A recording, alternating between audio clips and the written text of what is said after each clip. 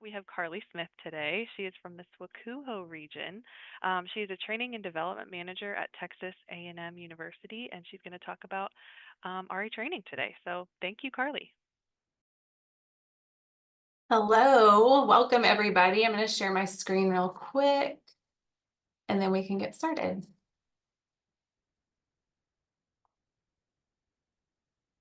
Okay, so the bummer here is I can see nobody's faces, so I will have no reaction. So if you can't hear me or I need to slow down or whatever the case may be, just pop that in the chat. And Alyssa has promised to monitor that for me because I cannot multitask in that way.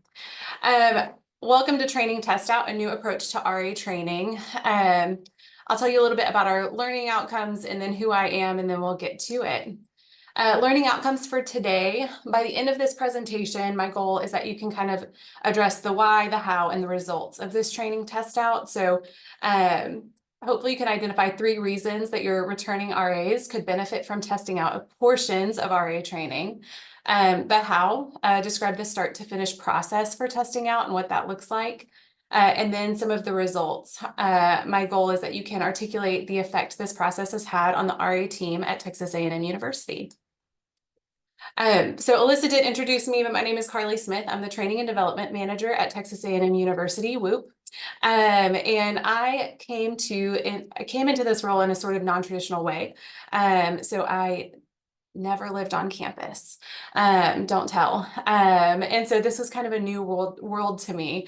But I was a director of a children's sports league for a while. I had a home bakery for a while, but I was a teacher for a number of years. And I taught 8th grade science. And so that background is what really led me to pushing for this process to exist. So we'll kind of dive in.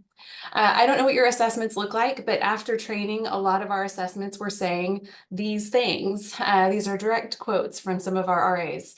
It's annoying and frustrating that I have to do all of this training that I already did last year. I feel that it is a waste of my time. The next one is returning RAs should only go over stuff that has changed and do review training online. There have been a lot of the same presentations as last year, and it's very hard to pay attention. Training should be shorter for returning RAs, short and sweet. We all felt short on time in getting the building ready. That's a pretty common theme for our RAs. And then some of the material was repetitive, especially for a smaller staff with all returning RAs for that particular building. So we kept getting these comments and these assessment results, and we have a staff here of about 200, a little more than that, RAs. And so it's a huge training group to manage. And so it's hard, obviously, to tailor information to that large of a group. And so we started looking at some different things we could do to address that.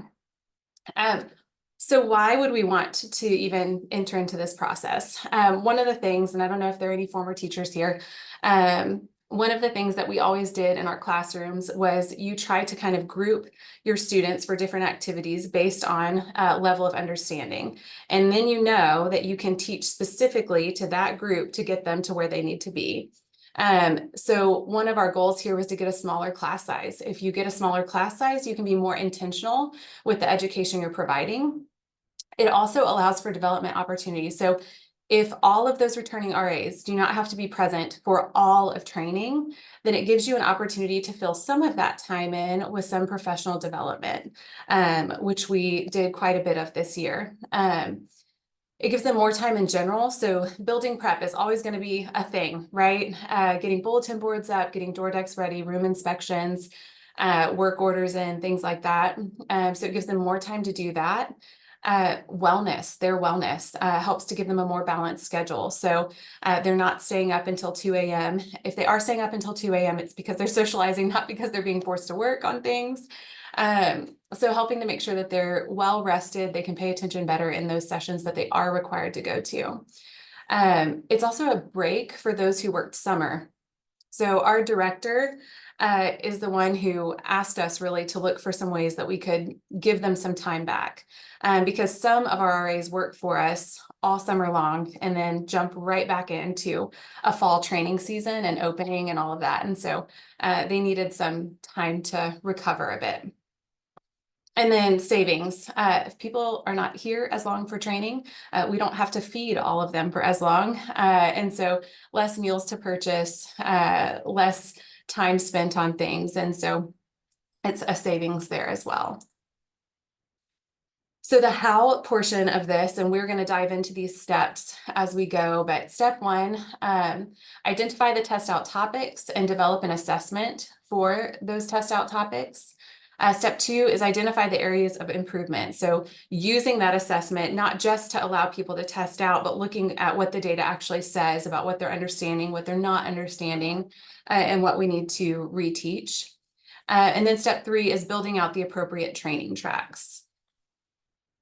So looking at determining what those test out topics could be, I encourage you to work with your planning team. So this was not a Carly Smith thing. We have a committee of people who help to come up with these details, and we're all a part of that process. But work with your planning team and then your leadership. Ask people what are training topics that y'all would be comfortable with RAs testing out of. There are some topics that are just going to be repeated every single year. So sometimes that's necessary, but what are some things that we can maybe flex on a little bit? And then ask which policies, procedures, or processes do not change from year to year. If it's an ever-changing process, you're going to have to teach them every year, which makes sense, right? But if that process stays the exact same every year, then maybe it's something they could test out of. And then consider compliance trainings that are an annual requirement. RRAs are going to take Title IX training every single year. And that's just going to be a consistent expectation. So that's not going to be an option for one of the topics they could test out of. Building the skills assessment is arguably the most challenging piece of this process. I have some tips on here and some sample questions. But so once you identify those categories or skills that they can test out of, then you've got to start working with your team to figure out how you're going to write questions for them to take on an assessment on a test. So ideally you want to have about 3 to 5 questions for each topic, because if they miss one, it could just be that they misread the question. But if they miss 2 or 3, then they probably really don't understand.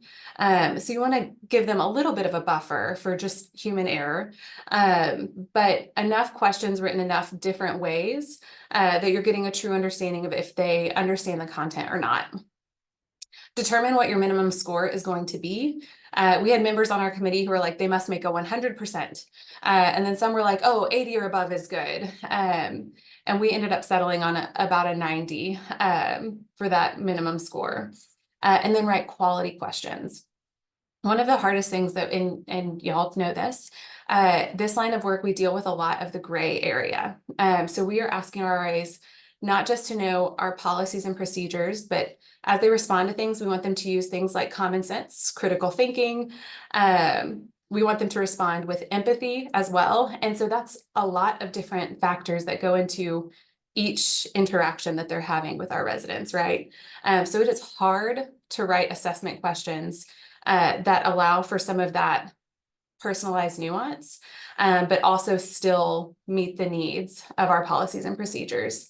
So you have to be pretty specific with the questions that you're asking. And then establish who will be grading it and provide them with a rubric. Sometimes it is challenging to allow supervisors to grade their own people's assessments because sometimes some bias plays into that, right? So it helps to kind of mix it up a little bit and have a team that is trained on how to grade these things.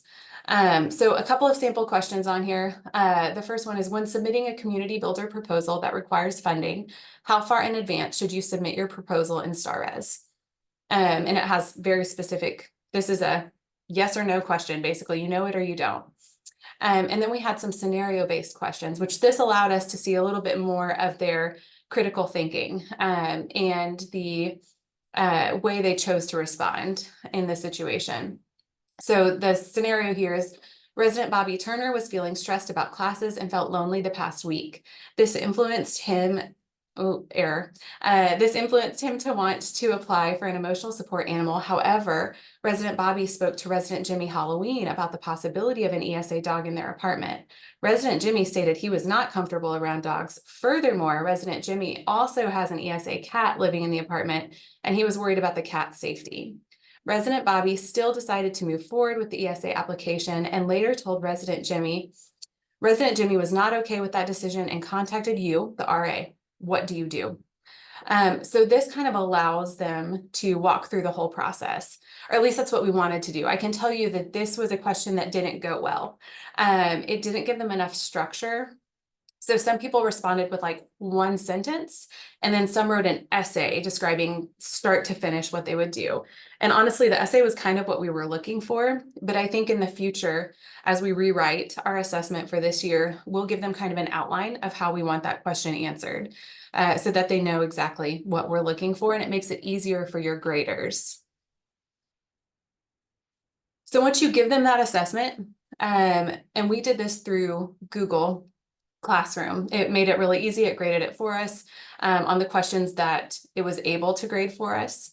But then the free responses, it allows you to go in and plug in a score for those. But after scoring those assessments, rank which categories they scored the lowest on. So that tells you what you need to focus on in training for the next season. We also use this assessment. There are a few questions in there that aren't worth any points. It's just asking for feedback. But we ask them, what are the areas of your job that you don't feel confident in? And also, what are some areas of professional development that you'd like to see us bring to the next training? So that we can get some of that response in there as well as we move forward with planning. But we also utilize our supervisors. We rely heavily on supervisors to review the data from the assessment and then provide some feedback on struggle areas for their staff teams. Because while the assessment captures some good information, it doesn't capture all the information. It's not holistic. So those supervisors help us out quite a bit. So what does the schedule end up looking like? It looks messy like this. So if you look at this schedule with me, so the green is for new RAs. So those are brand new friends. The orange is the track for intermediate RAs. So those are the RAs who did not score what they needed to on that assessment, or we kind of have a two-part approval process. So you have to score a certain grade on the assessment, and then you also have to have the approval of your supervisor. Because if this is the one time that they chose to really invest in how they responded to things, and they don't really do that in their day-to-day job, then they probably need to go to a little bit more training. So we give the supervisor the autonomy to give us that information. But that orange is for intermediate RAs. And then the blue is for our advanced RAs, or this darker blue. This lighter blue that's at the top of the right-hand side, that is all RAs. Those are required trainings that have to happen annually. So everybody needed to be there for that. And then we went to lunch, and then they kind of split into different groups. Now, there were some topics that were still good for our returners to talk about. And one of those topics was working with students in crisis. They had mentioned in their feedback that they really were not feeling confident in that area. And so we were able to provide a training that both groups went to. They buy in a little bit more as well because they provided that feedback. They said they wanted it, we gave it to them. And so they like to be able to see that their assessment is meaningful, right? As we all do. And then from that session, they went into two separate groups again, where returners kind of went to, or I'm sorry, advanced returners went to these Q&A sessions, which is really just an opportunity. It shows up here like it's the same amount of time as what the intermediate RAs are in, but it really only lasted like 30 minutes to an hour. And what we did was brought in our subject matter experts from all of these different areas. And this was a chance for them to make any announcements of any like short and sweet changes, not total retraining changes, but just short and sweet announcements. Things that went well from the last year, things that they'd like for them to improve upon, and then answer any questions. So it goes pretty quickly, but it's just a chance to touch base with them, make sure they have everything they need. So the results, after we did this, we got lots of varying feedback, but some quotes that I pulled for y'all. I really like the training model in which returning staff only had half a day to a day of training and the rest of the time being dedicated to in-hall time. It allowed me a lot of flexibility, and I was able to get my tasks done much sooner than in the fall. So this was for spring training, which is a shorter period of time. In fall training for advanced RAs, they train more than a day or a day and a half. The next one, more work time is always better. And then the next one was some good constructive feedback for us, but I prepared my boards and door decks ahead of time before the semester started. It would be great to be able to test out of training and also come back to the dorm later. My fellow RAs and I felt that there was not a lot to do when we got back because we tested out of everything. And just to be clear, they didn't test out of everything. They still had to attend some things. And then the last comment on here, it's a good system. However, some of the questions were ambiguous, like they had several correct answers. One thing we learned too through building out our assessment is there are some things that supervisors can have some autonomy over. So some expectations are designed by supervisor, not by the department as a whole. And so we had to be really mindful of what those topics were, so that we didn't accidentally mark people as getting the wrong answer when they got the right answer for their supervisor. So that was a little tricky for us as well. So results from supervisors. Our supervisors were really concerned about this process.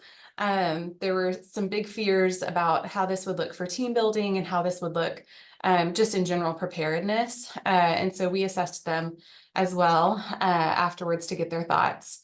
One supervisor said the test out process was an adjustment for our returners. The ones who opted in and successfully passed the test out appreciated having more time to accomplish their opening tasks. It also gave confidence as a supervisor to ask them for help, knowing that they had more time on their hands. Those returners were able to help us start planning our big programs for the semester earlier than we typically start the planning phase. The returners who did not opt in or failed the test had more motivation to work harder and look for this opportunity to come in the future. My returners who opted out had the opportunity to still attend sessions if they needed the refresher, but they were glad it wasn't a requirement.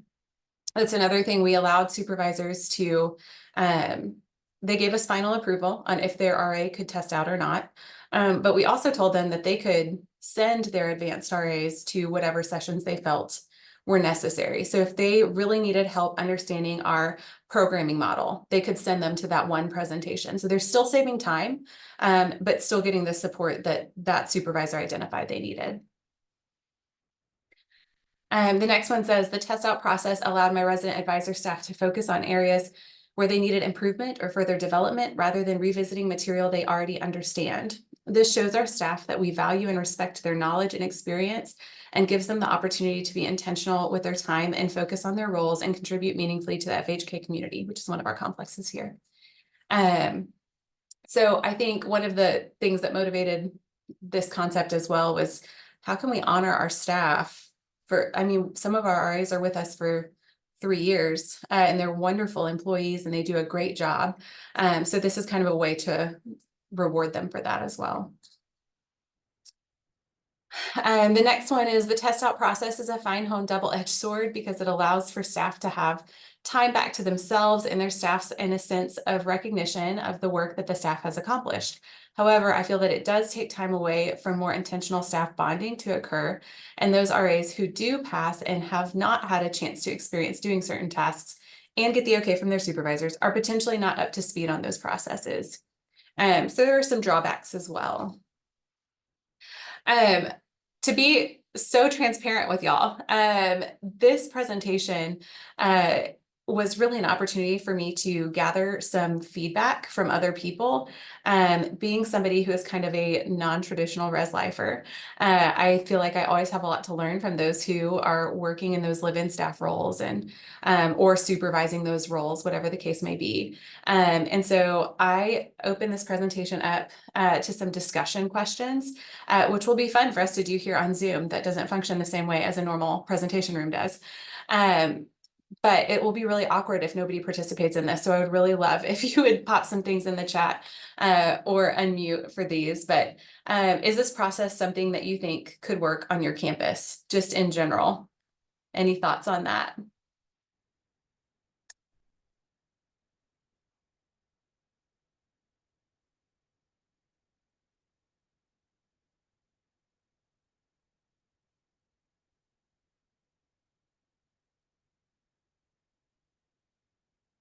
I saw a raised hand and then it went away, but I see some comments.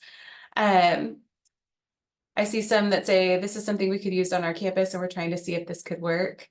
This could totally work on our campus.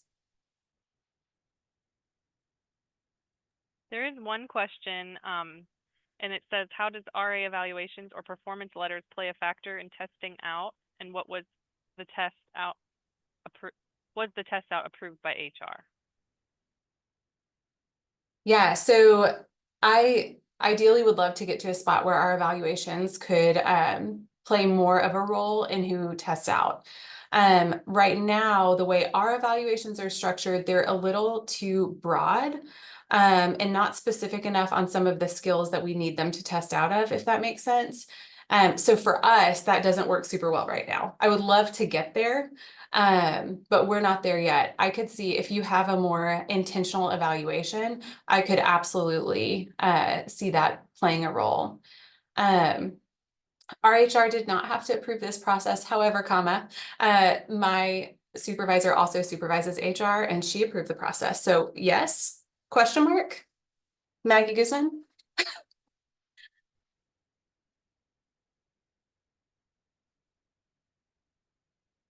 Okay, another question I see, do you have increased expectations for returners who test out to take on any of the building prep that alleviates some work from the new RAs who are in more training? Yes and no. We encourage them to be supportive to the new staff member, especially we try to always create that culture of like, hey, these new RAs, you know what it's like. You've been there. It's a lot of training, a lot of the day, and then it's a lot of work. So we ask them to kind of help out, but it's on more of a voluntary basis. It's not like a stated expectation that they do more. The next question I had, this was really helpful to me and how we kind of reshape this process a little bit each time we do it. But what would be the most concern, or what would be your primary concern about implementing this?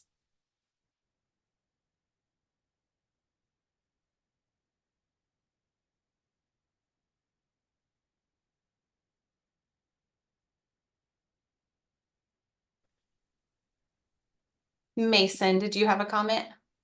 Hello, good morning. Yes. So in relation to question two, I'm just curious because for me, my concern. Also, my name is Mason. He, him pronouns. I work at Sacramento State. Sorry, skipped over all that. That's okay. What is for professional staff that are facilitating presentations? What does that workload look like with this model? You know, having multiple tracks going simultaneously, like naturally creates more presentations occurring at once. So, do you know, like, over the course of a typical RA training, like how many presentations would each individual hall coordinator, hall director have? And do you feel like that workload increased or decreased compared to like a prior training model that didn't have the test out? Yeah, I do think that's a great question. I do think it has the potential to increase that workload. But one thing that's helpful is we have a large staff here. And so we're able to kind of distribute some of those presentations across the different staff groups. And we've also been able to, because we can tailor the information a little better to the group, you can shorten the actual length of time of the presentation. So there are a few friends who are on this call that are also presenters for us. So if they want to chime in on that, they can, if they feel like their workload has increased during during training season. But I do think it kind of balances out because if you're only doing a short Q&A session for those advanced RAs, it's not a full presentation and you normally would have a full one, right? Right. So it ends up balancing out pretty well. Another question that I saw was, when do you implement sorry, the chat keeps jumping. When do you perform the test and do they retain the knowledge? We typically give them this assessment halfway through the semester-ish. It's always going to be an ish situation. Y'all know how it goes. But we try to give them a chance to forget some of their training and see what they're actually implementing in their work life. And that gives us enough time as a planning committee to take that information in and adjust our schedule. So about halfway through the semester.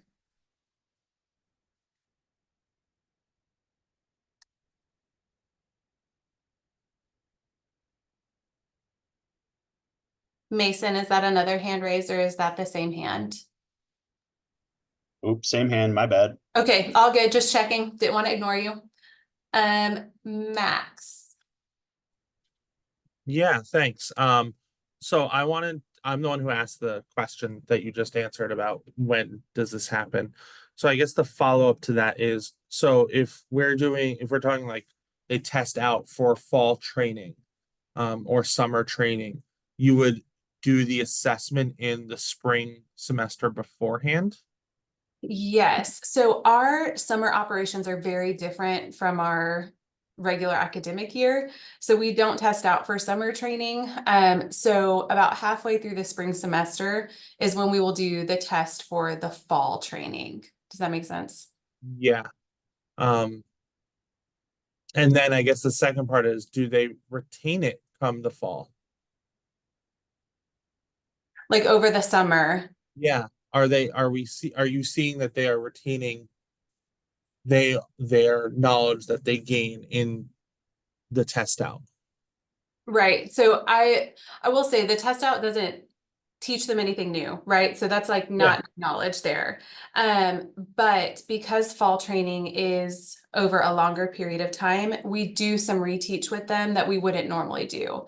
But as advanced, so if they test out, they make that grade, the advanced RA track will have a lot of those almost like highlight sessions where and we describe it to them like, you know how when you were a kid and over the summer you like forgot how to write with a pencil and then you go back to school and your hands really sore and you have to like try to learn to write again. This is that same concept. And so we give them this training in like little snippets. So we're still trying to save them time. We're still reviewing those important topics that they might have lost knowledge on. But we're doing it in a more efficient way.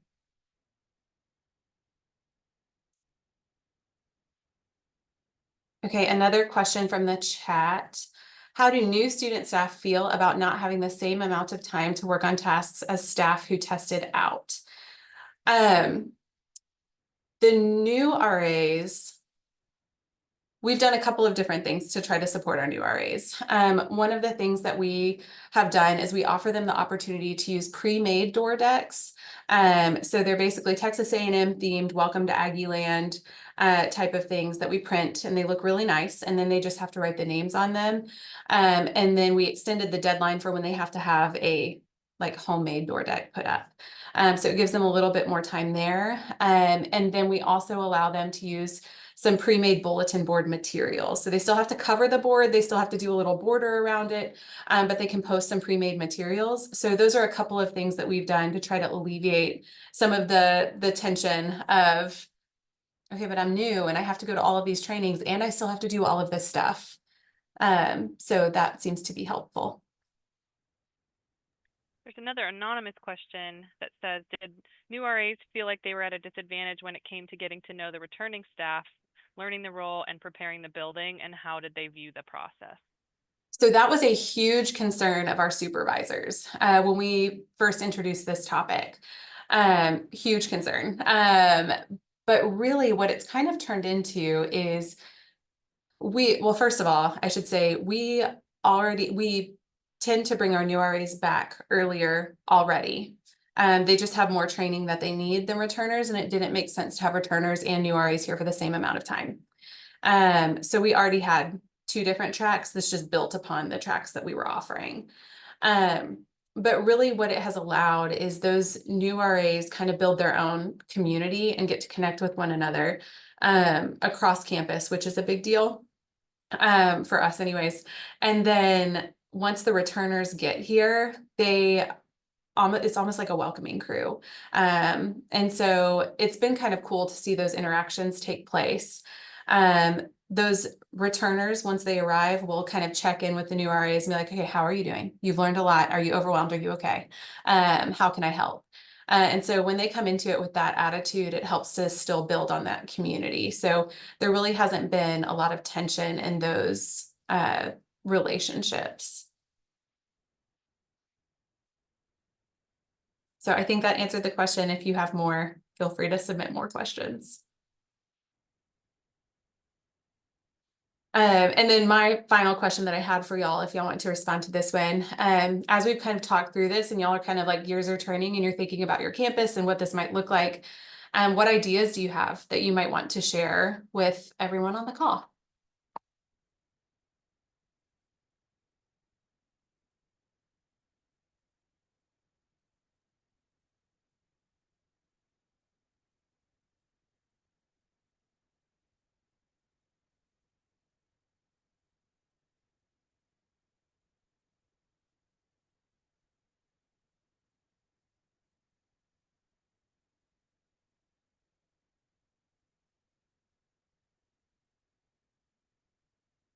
I see two questions. One is, did you implement a training compensation difference for new versus advanced returning RAs? And then there's another, I'll ask you the second question once that one. Okay. There was not a training, we pay based on a stipend situation. And so that's going to be really specific to however your pay is set up for your campus. So that's one that I can't really answer super well for you. I'm sorry. The other question was, how long is your summer training and how much earlier do new RAs arrive? Follow-up question, by summer training, do you mean the one that's like summer going into fall? Okay, thank you. She says yes. So, how long is your summer training? It used to be that RA training was 2 weeks long. The first week would be only for new RAs, and then that second week would be for everyone. As our academic calendar has shifted, that has been an ever shrinking amount of time.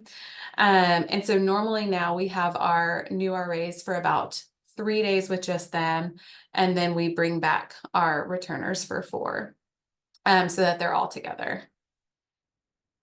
But that honestly changes every year depending on the academic calendar, as you know.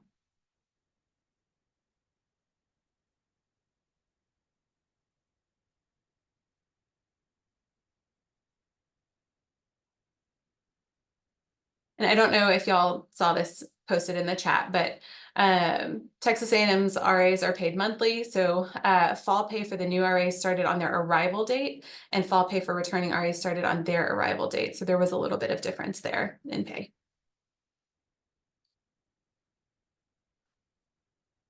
Okay, and we've already kind of moved into this, but I was gonna ask if y'all had any questions, but y'all are asking those like champions. And y'all can continue, we still have time on the call. And so I'm happy to continue with some Q&A and hearing your ideas as well. But this is my contact information. If you think of something after this, if you want to see what our training schedule actually looks like, or talk through this in more detail, I am happy to set up a time to chat with you. But there's all of my information there. So feel free to reach out. But yeah, happy to answer more questions as y'all have them.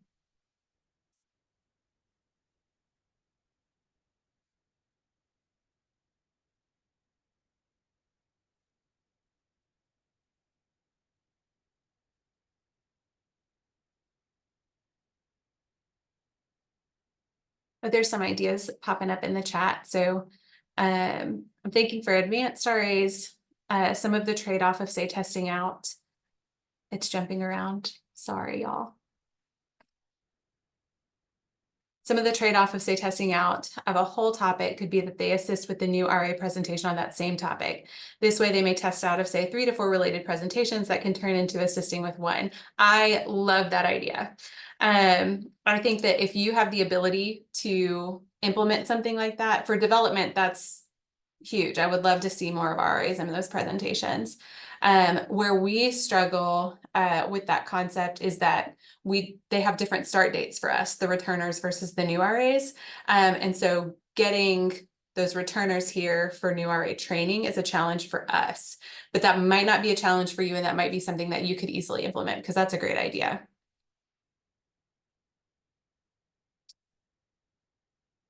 One more question on here. What do your training models look like for other student staff? Do you allow desk workers, et cetera, to also test out for their positions? We have not done that yet. We are starting to talk about doing some test out options for even some of our processes for full-time staff for different things. But we have not had there's such a broad variety of what all of those different desks handle at this point that we haven't gotten to a point where we've streamlined it enough to run an efficient test out process with them. But I do think that's something that we could look at in the future for sure.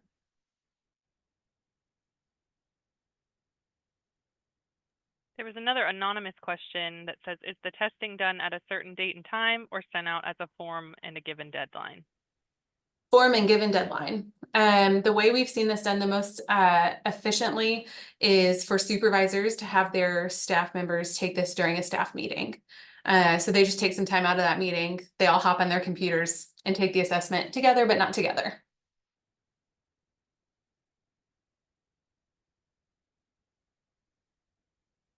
If they didn't want to take the test, could they just go to the presentations? Yes. And some of our RAs opt out of taking the assessment and they just attend all of the intermediate RA presentations because that's what they prefer to do. How many semesters has the testing out been done at A&M? So this has been about 4.